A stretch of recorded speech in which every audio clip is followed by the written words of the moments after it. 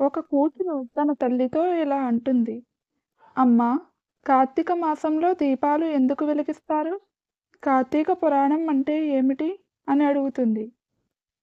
అప్పుడు వాళ్ళమ్మ, తల్లి, కార్తీక పురాణం మొదటి రోజు కథ చెబుతాను.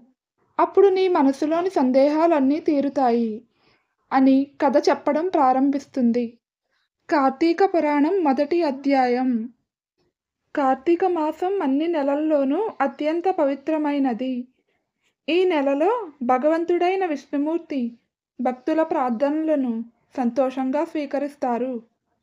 ఒకసారి నారద మహర్షి వైకుంఠానికి వెళ్ళి విష్ణుమూర్తిని దర్శించి అడిగారు, ఓ ప్రభు, ఈ కార్తీక మాసం అంత పవిత్రమైనదేంటి?